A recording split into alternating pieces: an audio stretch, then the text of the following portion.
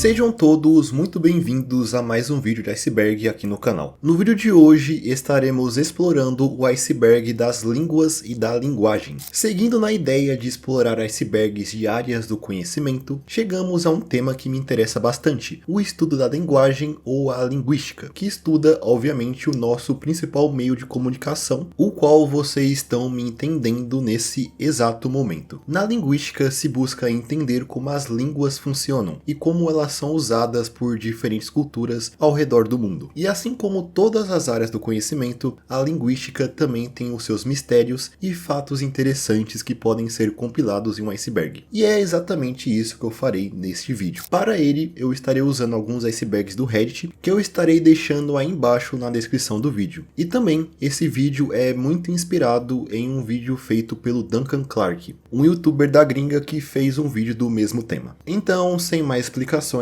vamos conhecer o iceberg das línguas e da linguagem.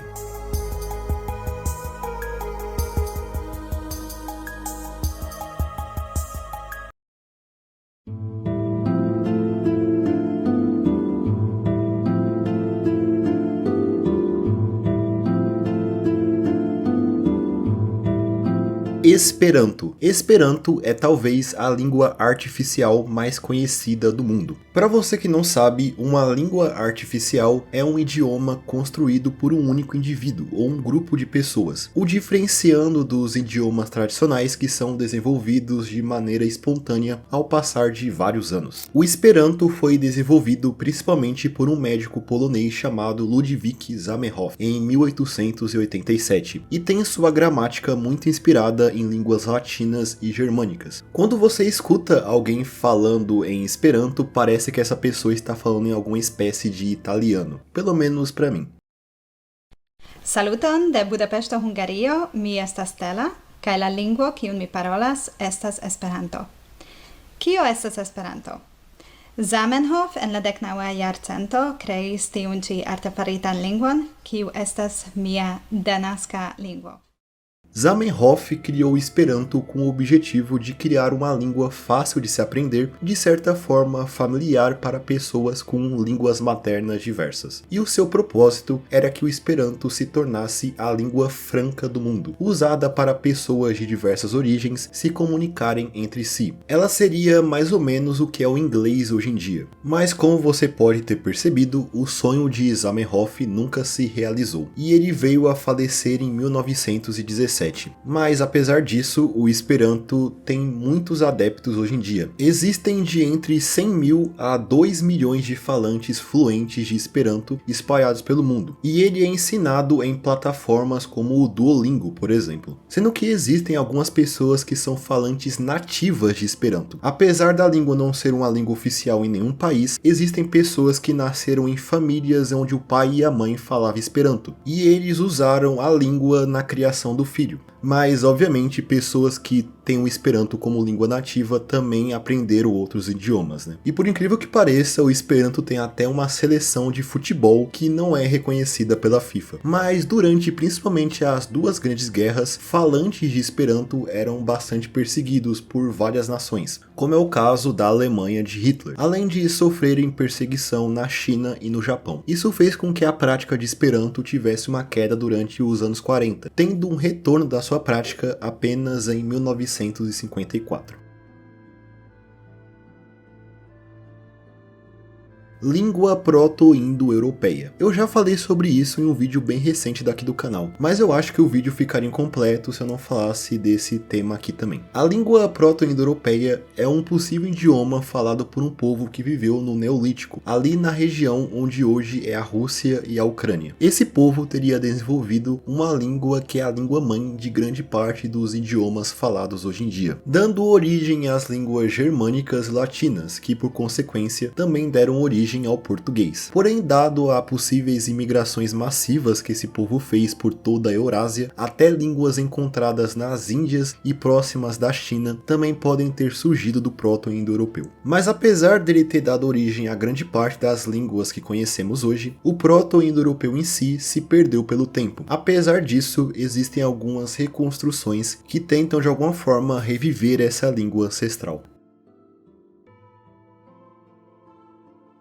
Línguas fictícias. Em muitas obras de ficção, principalmente em livros, existe a prática do autor criar uma língua nova para incrementar o seu universo ficcional. Isso é encontrado principalmente na alta fantasia, onde o autor geralmente cria mundos completamente novos, habitados por raças fantásticas, também podendo ser vista na ficção científica com a criação de línguas alienígenas. Um dos maiores criadores de línguas ficcionais, com certeza, é o Tolkien, o criador de Senhor dos Anéis, que também era um grande estudioso de línguas. Ele criou diversas línguas novas para o seu universo, como o Quenya e o Sindarin, que você pode aprender elas de verdade, pelo menos em partes. Isso também é visto em Game of Thrones, mesmo que nos livros o George Martin não tenha necessariamente criado línguas novas, além de algumas poucas palavras e frases. Mas para a adaptação em série, eles contrataram filólogos para desenvolver línguas novas para serem usadas na série, como é o caso do Alto Valeriano.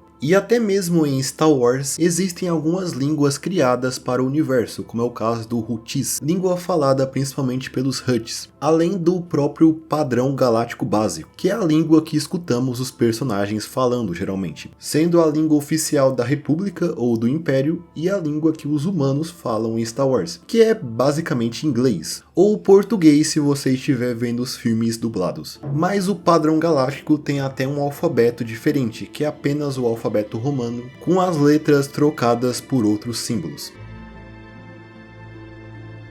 A Torre de Babel. A Torre de Babel é uma estrutura descrita em passagens da Bíblia e faz parte de uma história criada para explicar a diversidade de línguas que temos no mundo. Na narrativa religiosa é dito que em um certo momento todos os humanos da Terra viviam unidos em um só lugar. Eles nesse lugar construíram uma grande torre que era tão alta que chegava perto de tocar os céus. Porém Deus teria visto aquilo e decidiu confundir a fala das pessoas que viviam ali, fazendo eles não se entenderem mais. Logo, a humanidade se espalhou por vários lugares, abandonando a torre por completo. A Torre de Babel é representada em diversas pinturas feitas principalmente na Idade Média e no Renascimento.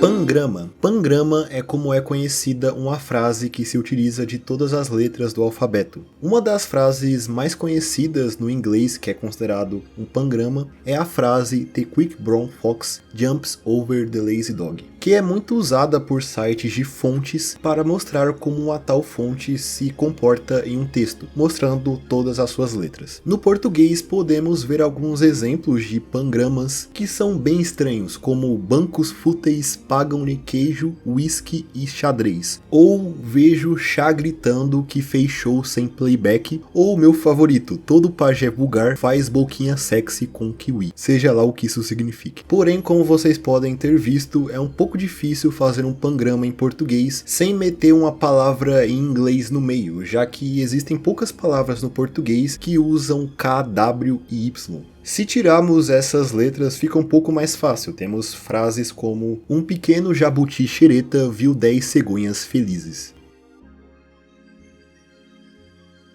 Biang. Biang ou biang biang é um tipo de macarrão encontrado na culinária chinesa, mas em específico na culinária da província de Jiangxi. Não existe nada demais sobre o prato em si, mas há algo bem curioso em relação ao caractere que é usado para se referenciar a esse prato, que é esse que vocês estão vendo, que é nada mais nada menos do que o caractere mais complexo dentro do idioma chinês. Para você escrever esse caractere você precisa fazer 58 pinceladas, isso mesmo, mas apesar da sua complexidade, alguns dizem que não é tão difícil assim de escrever ele, só é bastante trabalhoso mesmo. E eu não duvido nada que alguém em algum lugar tenha encontrado esse ideograma na internet, ter achado ele bonito e ter tatuado esse ideograma sem saber que ele significa literalmente macarrão. Mas mesmo que o Biang seja considerado o caractere mais complexo do chinês, existe também esse que vocês estão vendo, que só de ver já dá para perceber que ele é um pouco mais complexo que o Biang. Nos lugares que eu vi, esse caractere se chama Huang, que exige 172 traços para ser escrito, e não existe muita informação sobre ele na internet, e parece que o seu significado é ambíguo, mas eu chutaria que isso é um sobrenome, não necessariamente uma palavra dentro do idioma. 100 palavras para neve. Essa é uma ideia popular que diz que na língua falada pelos povos Inuit, também conhecido como Esquimós, que habitam a região do Ártico lá no norte do Canadá e Groenlândia, existem cerca de 100 palavras diferentes para se referir à neve. Isso supostamente dado ao fato deles viverem em lugares com uma forte presença de neve. Essa ideia teria surgido através de pesquisas feitas pelo antropólogo americano Franz Boas, que estudou várias comunidades inuites. Porém, parece que seus estudos são muito exagerados quando repassados por terceiros. Existem lugares que falam que ele teria catalogado de 65 a 200 palavras diferentes para a neve, mas isso não é realmente verdade. É fato que, por viverem em ambientes bem frios e com muita presença de neve, os Inuit desenvolveram muitas palavras para se referir à neve, com palavras para se referir a coisas como neve molhada, neve em pó, neve granulada, entre outras. Porém, o número de palavras que eles usam para se referir à neve não está muito longe da quantidade de palavras para neve que pode ser encontrada no inglês ou em qualquer outra língua. Existe até um site que mostra justamente 100 palavras para coisas relacionadas a neve, no inglês. Nem todas as palavras lá são diretamente sinônimos de neve, mas ainda assim são 100 palavras. Toquipona. Toquipona é o nome da língua mais simples do mundo. Ela é uma língua artificial criada em 2001 pela linguista canadense Sonja Lang, e ela chama atenção por ter apenas 120 palavras e 14 letras. Ela foi criada justamente com o objetivo de ser o idioma mais simples do mundo, e a criadora fala que o idioma é o resultado de encontrar o sentido da vida em 120 palavras, e ele, teoricamente, pode ser aprendido em menos de 30 horas. Existe uma redução bem grande em termos dentro da língua, já que, por exemplo, todos os peixes são chamados de kala e todas as aves são chamadas de wazu, independente de tipo ou espécie. E outros termos são formados por outras palavras, como amigo, que se diz jampona, que a tradução literal é pessoa boa, e médico é jampisona nampa, que a tradução literal é homem do conhecimento do corpo, trazendo um aspecto bem infantil para essa língua.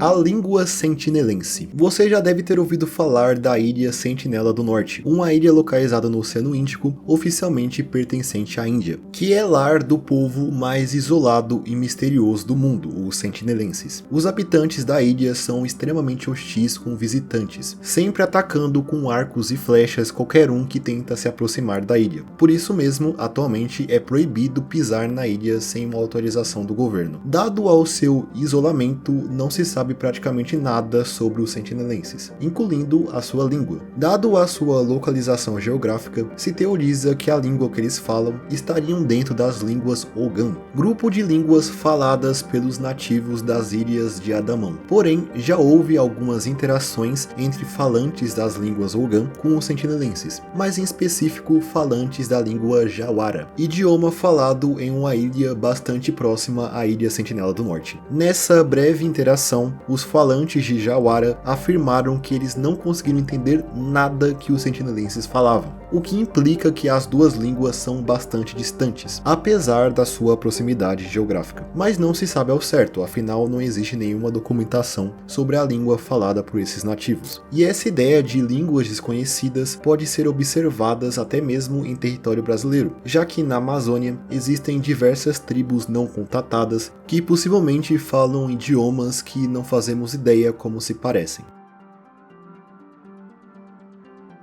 Línguas Khoisan. Esse é o nome de um agrupamento de línguas que podem ser encontradas por todo o continente africano, que são bem diferentes, já que nelas é possível perceber o uso de cliques durante a pronúncia de algumas palavras, já que esses cliques são usados como fonemas dentro dessas línguas, algo que não é visto em nenhum outro grupo de idiomas no mundo. Inclusive, existem uma série de vídeos mostrando nativos falando nessas tais línguas Khoisan, mostrando o quão únicas elas são em comparação às línguas que geralmente a gente conhece. Umqala wami uyaqaqamba igqirha lendlela ngoqongqothwane sebeqabele gqitha abangoqongqothwane ndanineqhakuva emqolo ndakogqirha igqirha wandibuza uba iqale nini ndathi iqale emgqibelo egqithileyo iqaqa laziqikaqika eqawukeni kwade kwaqhakuka uqhoqho.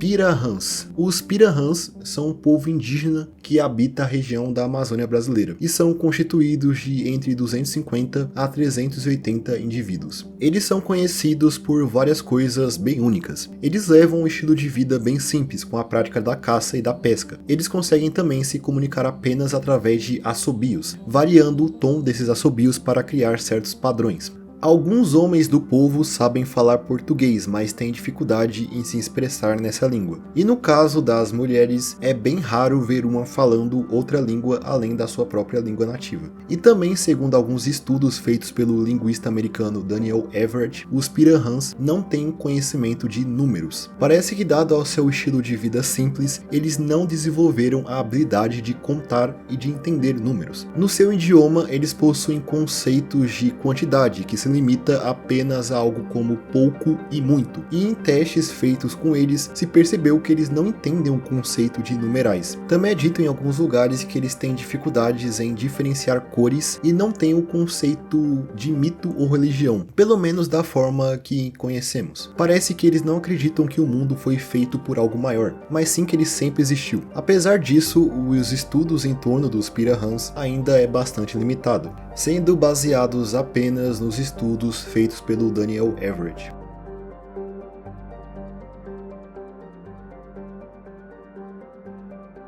Língua proto-humana. Esse é o nome dado a uma hipotética língua que deu origem a todas as línguas faladas pela humanidade. Também conhecida como Proto-Sapiens ou Proto-Word, essa língua teria surgido na metade do Paleolítico e teria sido desenvolvida pelos primeiros grupos de Homo sapiens a viver na Terra, entre 100 mil a 200 mil anos atrás. E ela é um conceito muito parecido com a língua proto-indo-europeia, mencionada anteriormente, mas nesse caso se fala de um ancestral de todas as línguas existentes. Porém, essa hipótese não é defendida por todos os estudiosos. Outras ideias falam que a língua teria surgido em vários pontos isolados, mais ou menos ao mesmo tempo. Existem até ideias que dizem que o Homo sapiens, a nossa espécie, nem teria sido a espécie que criou a linguagem, já que ela poderia, segundo alguns, ter surgido na verdade com os nossos antepassados, como os neandertais. Mas o mistério da origem da linguagem talvez nunca seja resolvido.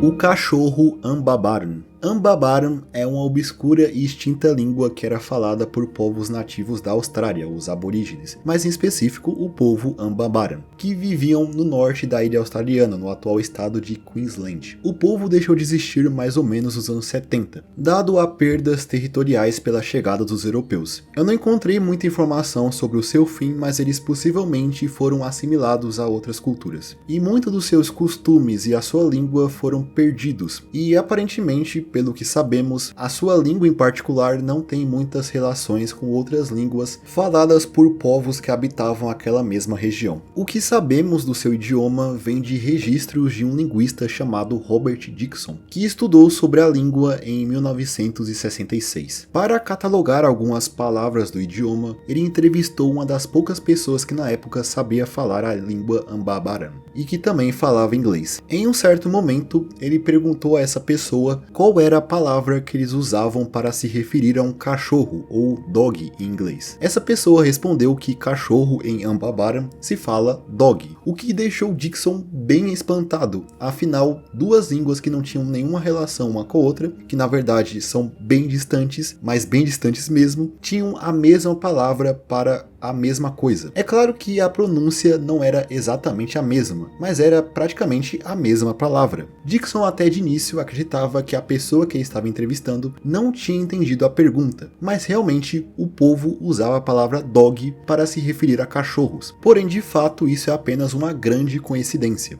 Lembrando que, apesar de cachorros serem animais domesticados e terem sido trazidos pelos europeus à Austrália, existem cachorros nativos da região, como é o caso do dingo, por exemplo.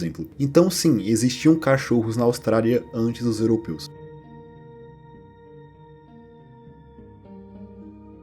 O sim sueco. Se você pesquisar, você vai ver que sim se fala já em sueco. Porém, existem algumas variações regionais dentro do país. E uma forma de se falar sim lá na Suécia é bem diferente, principalmente no norte do país. Lá, as pessoas costumam falar sim puxando o ar para dentro como se estivesse sugando algo, sendo algo que não dá nem para transcrever em letras. E existem vários vídeos de nativos demonstrando isso. And that means yes.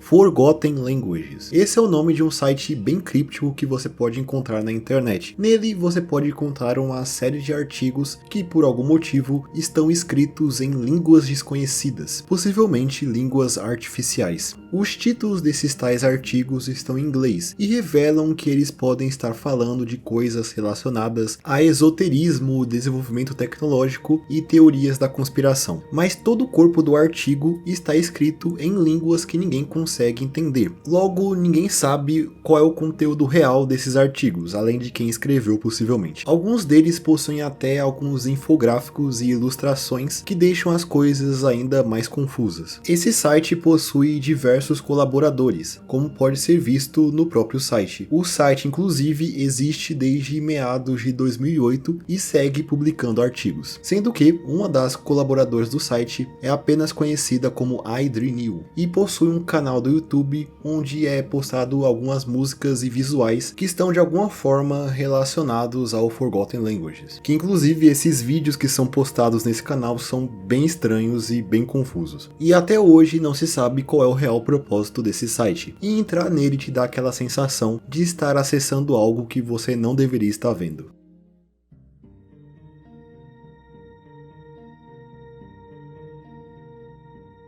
O Pidgin basco islandês. Essa é uma das línguas mais estranhas e específicas que já foram desenvolvidas. O Pidgin basco islandês surgiu graças às constantes interações de caçadores de baleias bascos com os habitantes da Islândia durante o século XVII. Nessa época, a prática de caçar baleias era muito comum entre os bascos, povo que habita atualmente o norte da Espanha e algumas regiões do sul da França. E eles faziam essa prática em regiões próximas à Islândia, por isso os dois grupos se interagiam com frequência, e dessa interação foi criado essa língua no norte da ilha islandesa. Esse tipo de língua é chamado de Pidgin. Pidgin é um nome dado a idiomas gerados de fusões de duas ou mais línguas, criados de forma espontânea para que duas comunidades com línguas maternas distintas interajam entre si. Um exemplo muito familiar para a gente é o famoso portunhol, forma de expressão gerada da fusão do português com o espanhol, muito usado em lugares onde existe uma troca constante entre essas duas línguas. O portunhol é por muitas vezes considerado um pidgin, mas no caso do pidgin basco islandês, ele seria uma mistura de basco com outras línguas europeias, como o inglês, o francês e o alemão, não tendo necessariamente os elementos da língua islandesa, apesar de ter surgido na Islândia. Existem apenas alguns manuscritos que contêm o pidgin basco islandês, logo grande parte da língua hoje em dia dia é desconhecida. E existe a ideia que dentro desse idioma existiria uma, digamos, mágica de baleias, seja lá o que isso signifique. Mas isso não tem nada a ver com a língua, já que isso surgiu de um meme, mais específico esse que vocês estão vendo. Infelizmente não existe mágica de baleias. Apesar disso, é dito que os manuscritos encontrados, que possuem registros escritos da língua, foi encontrado também algumas instruções para práticas mágicas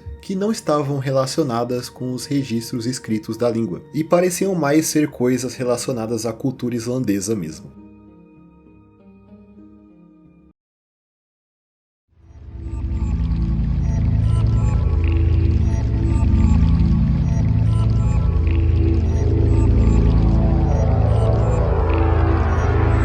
A teoria do macaco chapado. Sim, isso mesmo que você ouviu. Esse é o nome de uma teoria que tenta explicar, entre muitas coisas, a origem da linguagem. Ela foi proposta em 1992 pelo americano Terence McKenna. Em sua hipótese, ele diz que a evolução humana, especialmente a transição do Homo erectus para o Homo sapiens, tenha sido causada pelos nossos ancestrais, digamos, terem começado a incluir na sua dieta cogumelos alucinógenos. Pois é, essa prática que eles teriam supostamente adotado teria alterado as suas capacidades cognitivas, melhorando coisas como o reconhecimento de padrões e o aumento da capacidade de resolução de problemas. Isso teria feito os humanos primitivos desenvolverem conceitos como a linguagem, a arte e a cultura no geral. Conclusão essa tirada de estudos dos efeitos que esses cogumelos geram após serem ingeridos. Ou seja, segundo essa hipótese, nós só temos a habilidade de linguagem hoje em dia porque os hominídeos no passado começaram a ficar doidos no cogumelo. A teoria de McKenna, contudo, não é muito considerada no campo científico, apontado por muitos como a má interpretação de estudos relacionados a esses tipos de cogumelos.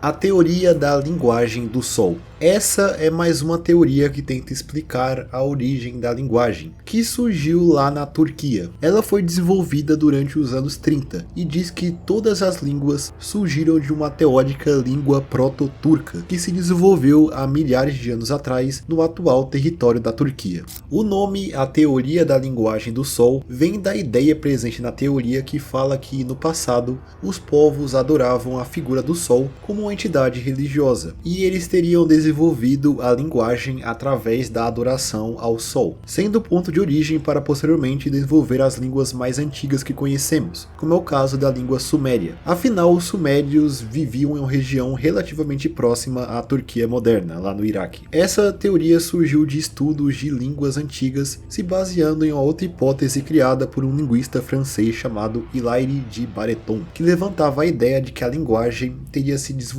a partir de hieroglifos e a escrita cuneiforme, criadas pelos sumérios, sendo que alguns linguistas turcos falam que os sumérios tinham origem turca. Quando a teoria foi criada, ela foi amplamente defendida pelo Mustafa Kemal Atatürk, o primeiro presidente da Turquia, sendo usado basicamente como uma forma de gerar nacionalismo entre os turcos. Ela era até ensinada formalmente em universidades, apesar de que fora da Turquia quase ninguém levava essa ideia em consideração, que caiu em popularidade após a morte de Atatürk em 1938.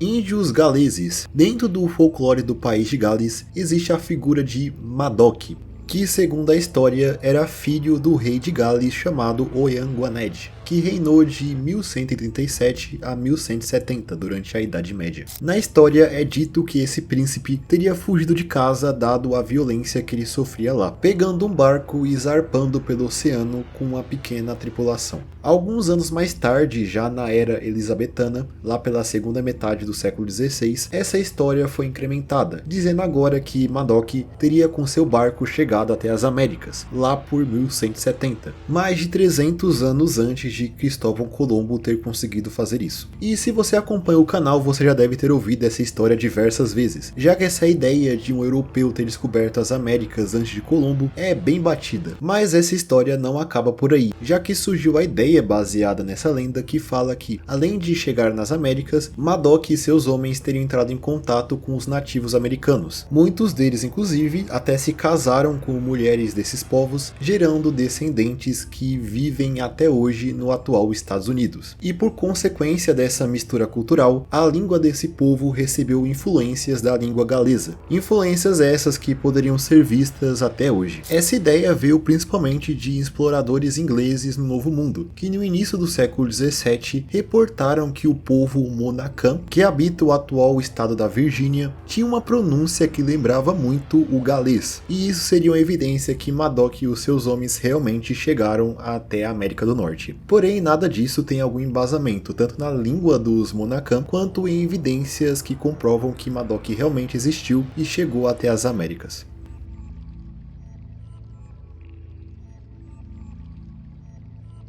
Ichikui. Agora vamos falar do completo oposto do Tokipona, o Ichikui. Esse é o nome de um idioma artificial criado por John Quijada, sendo considerada uma das, se não a língua artificial mais complexa já feita. O nome Ichikui pode ser traduzido dentro da língua como representação hipotética de uma língua. E o seu objetivo principal, segundo o próprio Quijada, é criar uma língua que expresse de forma mais clara a cognição humana, visando principalmente eliminar as ambiguidades presentes em línguas naturais. O Ichikui possui 45 consoantes e 13 vogais, em contrastes com as 21 consoantes e 5 vogais do português. No Ichikui é possível expressar um pensamento complexo em uma única palavra ou frase. As palavras podem carregar vários contextos de forma condensada, criando uma frase que se parece com isso, mais ou menos. E não me pergunte como se pronuncia essa coisa. A língua foi criada mais como um exercício para ver o que era possível atingir com a linguagem do que uma língua prática que você pode usar no dia a dia. Afinal, não existe atualmente ninguém no mundo que fale Ichikui de forma fluente. Nem mesmo o seu próprio criador tem domínio pleno da língua, já que aprender o Ichikui levaria muito tempo, dado a sua assustadora complexidade. Mas muito da gramática da língua está catalogada em um site gerido por Quijada, e só dando uma passada bem por cima já dá pra ver que o idioma é realmente bem complexo. Dando um exemplo, essa frase aqui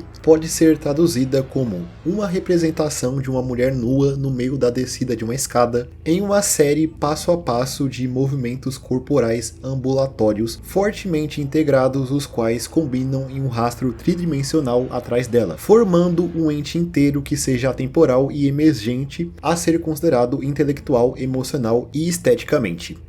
Essa é uma descrição detalhada desse quadro que vocês estão vendo, chamado Nu Descendo uma Escada número 2, de Marcel Duchamp, que é bem abstrato. E tudo isso que eu falei pode ser resumido nessa frase em Ichikui. Provavelmente, se eu traduzisse todo esse roteiro que eu estou escrevendo para esse vídeo em Ichikui, esse vídeo teria no máximo 5 minutos. Esse projeto, inclusive, é muito parecido com o conceito de características universales, que seria uma forma de linguagem universal pensada pelo matemático alemão Gottfried Leibniz, que pensava em uma linguagem capaz de transmitir conceitos matemáticos, científicos e metafísicos de uma forma bem mais objetiva que as línguas comuns. O interesse de Leibniz em criar a tal linguagem foi influenciada pela necessidade de clareza na comunicação durante a expansão do comércio europeu e do grande fluxo de trocas intelectuais do século XVII. Ele buscou inspiração em outros sistemas já existentes, como caracteres chineses e hieroglifos egípcios, que podem expressar uma longa frase em poucos símbolos. Mas ao contrário do Ichikui, a características universales nunca passou de uma ideia.